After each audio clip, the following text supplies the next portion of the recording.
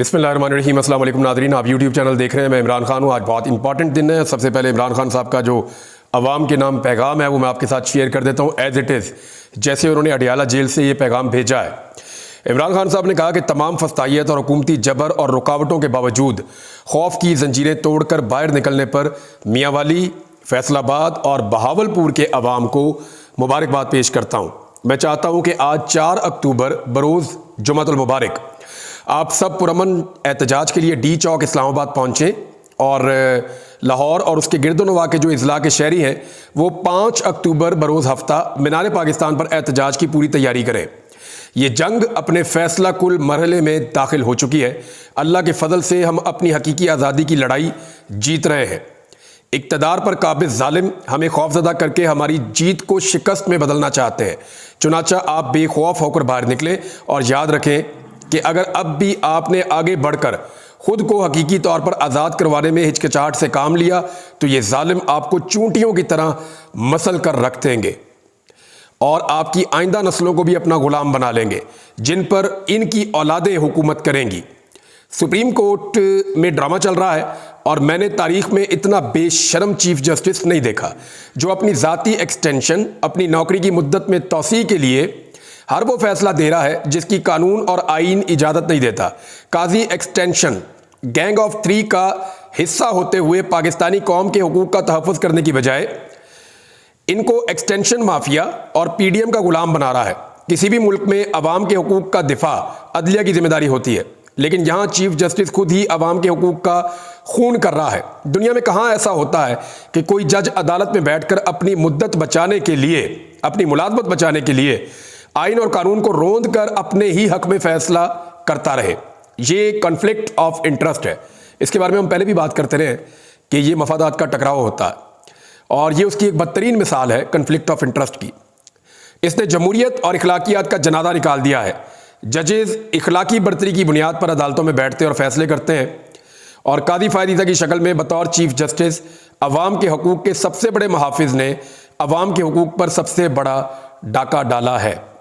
General Jilani की गोद में पलने वाले ने चुप का रोज़ा तोड़ा है और पाकिस्तान के बाशऊर अवाम को भेड़ बकरियां करार दिया। ये नवाज शरीफ का कह रहे हैं। नवाज शरीफ ने पाकिस्तानी अवाम को भेड़ और बकरियों से तशबीह दी है, तो इमरान खान साहब भी उसके ऊपर प्रोटेस्ट कर रहे हैं। पाकिस्तान भर के सहाफ़ियों ने, पाकिस्तान भर के अवाम ने, उन्होंने ये कहा कि मियाँ साहब, जो आपके पीछे आंखें बंद करके बिरयानी की प्लेट के पीछे चल रहे हैं, कीमे वाले नान के पीछे आपके पीछे आ रहे हैं, या जिन MNAs को ये पता ही नहीं है कि आईनी तरमीम के अंदर लिखा गया हुआ मुसव्वदे में, और वो जाकर बैठ के वहाँ असेंबली के अंदर अपनी बारी का इंतजार कर रहे हैं कि हम हुकूमत के हक में वोट डालेंगे। भेड़ बकरियां तो वो हैं जिन्हें पता ही नहीं कि वो करने क्या जा रहे हैं। एक आम पाकिस्तानी जब निकलता है वोट डालने के लिए तो वो घर से फैसला करके निकलता है कि उसने नवाज शरीफ को वोट डालना है या इमरान खान को डालना है, तो वो भेड़ बकरी नहीं हो सकता, वो अपना फैसला कर रहा है। ये जो MNA जिसको आप ले गए हैं, जिससे आपने वोट लेना, उसको तो पता ही नहीं है कि वो वोट किस चीज़ में डालने जा रहा है। आइन का उन्होंने तरमीम का मुसव्वदा ही नहीं पढ़ा हुआ, उन्हें आइडिया ही नहीं है। तो भेड़ बकरियां मियाँ साहब आपके पीछे चलती हैं। अभी लोग जो है वो बाशऊर हो गए हैं। एस्टेब्लिशमेंट की मदद से हमेशा इक़्तिदार में आने, ये इमरान खान साहब कह रहे हैं कि एस्टेब्लिशमेंट की मदद से हमेशा इक़्तिदार में आने वाले की नज़र में जमहूरियत का मतलब हमेशा बूट को इज्जत देना ही होता है। इसे क्या मालूम कि बाशऊर अवाम और उनके वोट का तकद्दुस क्या है। अवाम अच्छी तरह जानते हैं कि तुम 2 मरतबा डील करके बैरून मुल्क भाग गए थे और जेल गए तो तुमने वहाँ रो रो के सारे टिश्यू पेपर ही ख़त्म कर दिए। अवाम ये भी अच्छी तरह जानते हैं कि मेरे जैसी जेल तो तुमने एक दिन भी नहीं गुजारी। या तो बीमारी का बहाना बनाकर अस्पताल के बेड पर लेटे रहे या फिर 5 स्टार सहूलियात के साथ किसी सरकारी मेहमान खाने में बैठकर माफिया और NRO की भीख मांगते रहे। अब अवाम बाशऊर हो चुके हैं और तुम्हारा असली चेहरा इन पर बेनकाब हो चुका है। लंदन प्लान के मुताबिक इस इलेक्शन में तुम्हारी जमात ने 20 सीटें तक नहीं जीती। प्लान के मुताबिक तुम्हें कप्तान होना था, लेकिन थर्ड अंपायर तुम्हें धोखा देकर खुद कप्तान बन गया और तुम्हें 12वां खिलाड़ी बना दिया। रेलू कट्टा।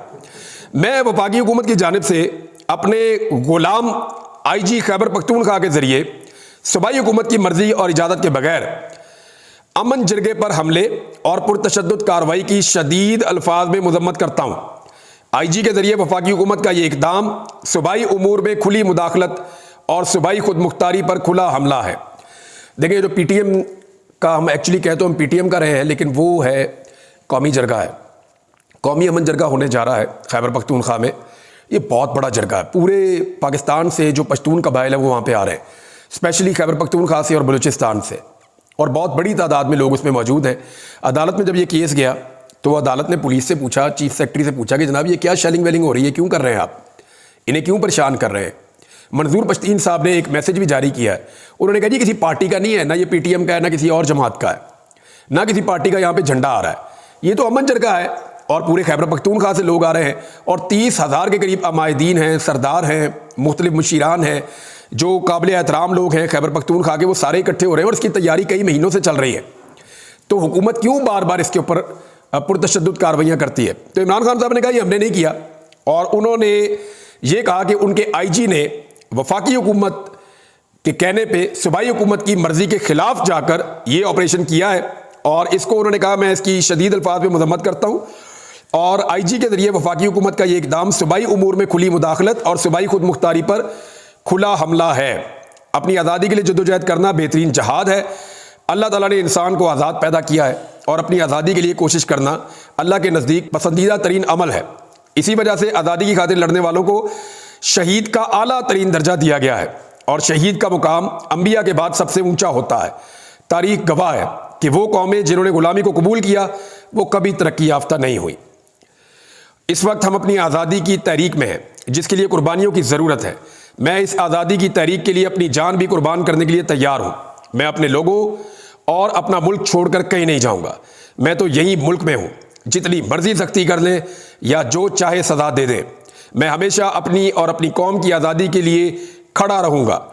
फ़लस्तीनी अपनी आज़ादी की खातिर हर रोज़ जानों की कुर्बानियाँ पेश कर रहे हैं, मैं भी हर सख्ती के लिए तैयार हूँ। इसलिए मैं अपनी कौम को पैगाम देना चाहता हूँ कि आप भी अपनी आज़ादी के लिए किसी भी किस्म की कुर्बानी से घबराएं मत और इससे पीछे मत हटें। आज़ादी आपका हक है और आपकी इस जद्दोजहद, इन कुर्बानियों से अल्लाह ताला भी आपसे राज़ी होगा। हमारे मुल्क में जमहूरियत और कानून की हुक्मरानी बिल्कुल ख़त्म हो चुकी है, जिसके हुसूल के लिए हमें कड़ी जद्दोजहद करना होगी। अल्लाह हम सब का हामी और नासिर हो।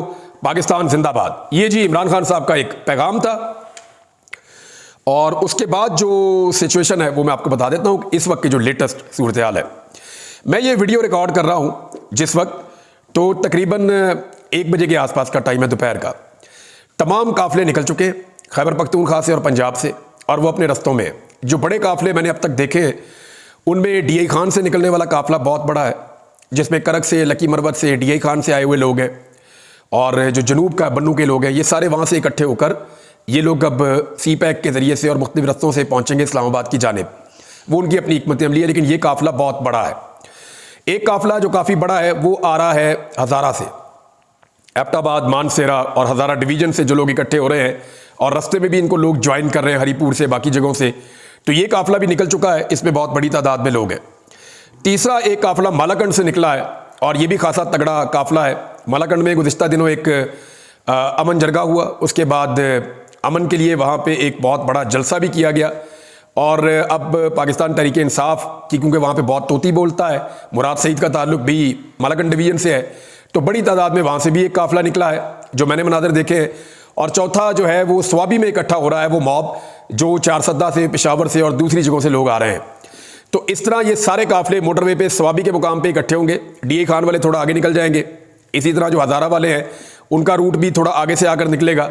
तो ये सारे लोग इस्लामाबाद की तरफ मार्च करते हुए आ रही है। खैबर पख्तूनख्वा की सिचुएशन, अली अमीन गंडापुर इन तमाम काफ़िलों को लीड कर रहे हैं। हिकमत अमली ये है कि इस मरतबा मशीनें आगे होंगी और काफ़िला पीछे होगा, और रस्ते खोलने वाली टीमें आगे चलेंगी जो पुलिस के साथ जाकर इनकाउंटर करेंगी या उनका सामना करेंगी। अब अगर रुकावटें हटानी है तो पुलिस ने तो मारना है उन्हें, और वो पुलिस तो तशद्दुद करेगी। इस पे अली अमीन गंडापुर का एक बड़ा सख्त स्टेटमेंट भी आया। पहले एक स्टेटमेंट जो है वो आया था मोहसिन नकवी साहब का, और अब एक स्टेटमेंट जो है वो अली अमीन गंडापुर साहब का आया। तो मैं दोनों आपको बता दूंगा, लेकिन खैबर पख्तूनख्वा के तमाम काफ़िले इस वक्त रस्ते में हैं, वो जा रहे हैं D चौक की तरफ। रावलपिंडी और इस्लामाबाद से अब इक्का दुक्का इतलात आना शुरू हो गई है, लोगों ने असेंबल होना शुरू कर दिया है, बाहर निकलना शुरू कर दिया है, और लोग बढ़ रहे हैं D चौक की जानिब। हालांकि तमाम रास्ते सील हैं, लेकिन जो लोग अंदर रहते हैं इस्लामाबाद में वो तो वहीं से निकलेंगे, और मुज़ामत का सिलसिला शुरू हो चुका है। कई जगहों से रिपोर्ट हो रहा है कि पुलिस को कारकुनों ने टफ टाइम देना शुरू कर दिया है। जबकि इस जो पंजाब से काफ़िले आ रहे हैं उनके लिए भी बहुत कड़ी रुकावटें हैं। GT रोड पे, मोटरवे पे, हर जगह से कोशिश की जा रही है कि रोका जाए। तमाम शहरों से निकलने वाले रास्ते बंद किए जा रहे हैं। लेकिन वहाँ पे पंजाब में एक इत्तला ये भी आई है कि कुछ जर्नलिस्ट बता रहे थे कि वहाँ पे रेंजर तलब कर ली गई है पंजाब के मुख्तलिफ शहरों के अंदर, और कोशिश की जा रही है कि पंजाब से आने वाले लोगों को रोका जाए। जो सहाफ़ी एस्टेब्लिशमेंट के बहुत करीब है या पीडीएम के करीब है, वो सहाफ़ी अब बरमला ये कह रहे हैं कि 72 घंटे बहुत इंपॉर्टेंट है, कुछ भी हो सकता है, ये आर या पार वाला मरहला है। इमरान खान साहब या उनका मॉब कुछ भी कर सकता है अगर ये लोग वहाँ पे चले जाते हैं, इकट्ठे हो जाते हैं, और एक बहुत बड़ा मैसेज चला जाता है अदलिया को, तो अदलिया के अंदर पहले ही लावा पकड़ा है, तो सिचुएशन कोई भी रुख इख्तियार कर सकती है। बहरहाल सब लोग इस वक्त बढ़ रहे हैं इस्लामाबाद की जानिब, लेकिन दूसरी जानिब मैं आपको ये बताऊं कि पुलिस काफ़ी थकी हुई है। पुलिस के जो सोर्सेज है वो ये बता रहे हैं कि जितनी मुश्किल में इस वक्त पुलिस है कोई भी नहीं है, और पुलिस की मदद के लिए दीगर लोगों को बुलाया गया है। बहुत सारे लोग पुलिस के यूनिफॉर्म में ऐसे मौजूद होंगे जो शायद पुलिस वाले नहीं हैं, और ये क्लेम मैं नहीं कर रहा, ये पाकिस्तान तहरीक इंसाफ के सोर्सेज कर रहे हैं। वो भी ये बता रहे हैं कि जनाब पुलिस के अंदर तो अब सकत नहीं है। जितनी लड़ाई उन्होंने लड़ी है, तहरीक इंसाफ के कारकुनों को उन्होंने मारा है, जितनी उन्होंने गिरफ्तारियां की हैं या जिस लेवल पे वो ले गए इस मामले को, अब लोग तो थक नहीं रहे।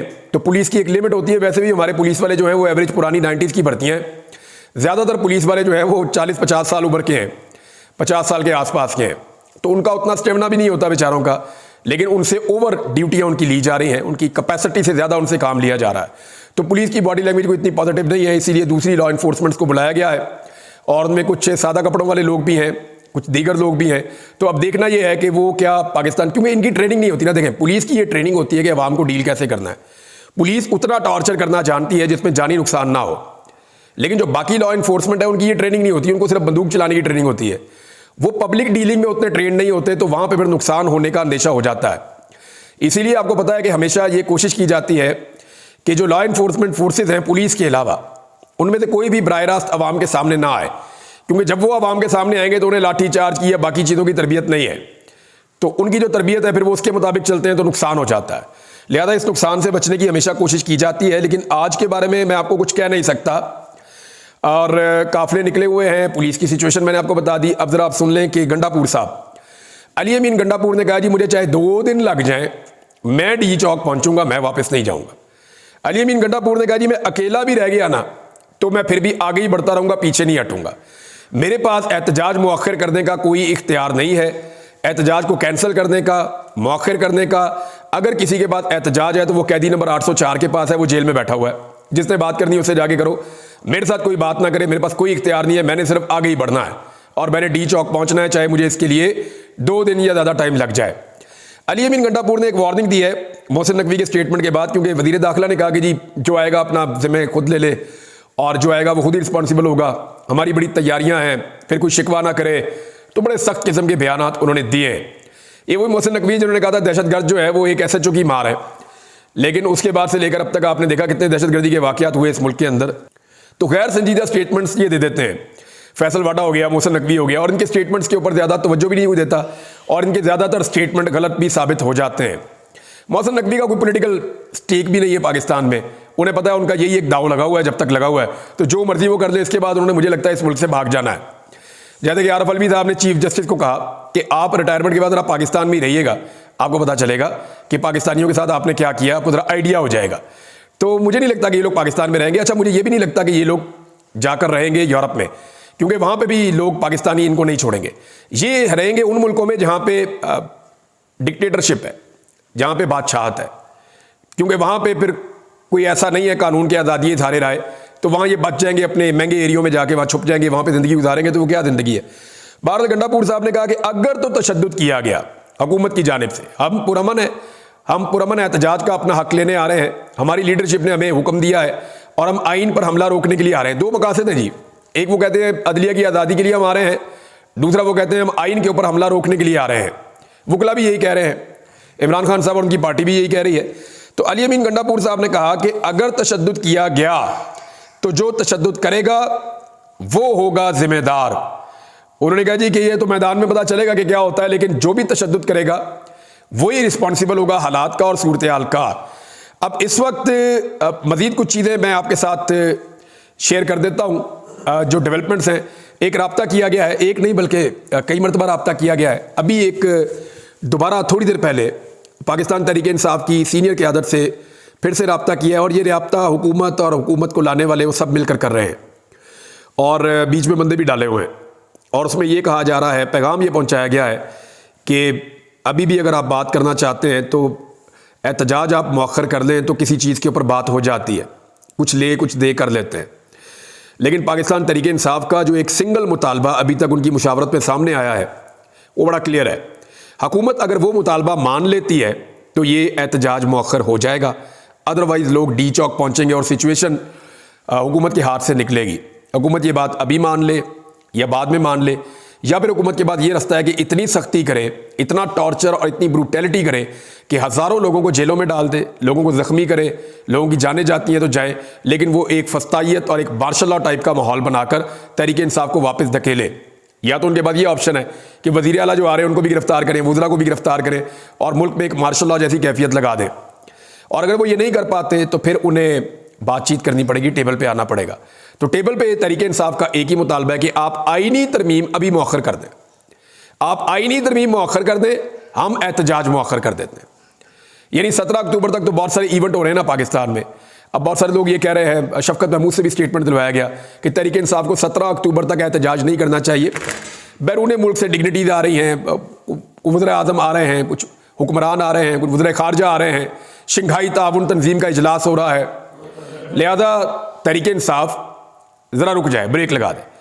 तो दूसरी तरफ मुतालबा तहरीक इंसाफ ये कह रही है जी हम रुक जाते हैं, हम गारंटेड रुक जाते हैं, आप इस आईनी तरमीम को रोक लें, अभी आप इसको मौखर कर दें, हम एहतजाज मौखर कर देते हैं, आप दोबारा जब आइन पर हमला करेंगे तो हम दोबारा एहतजाज शुरू कर देंगे।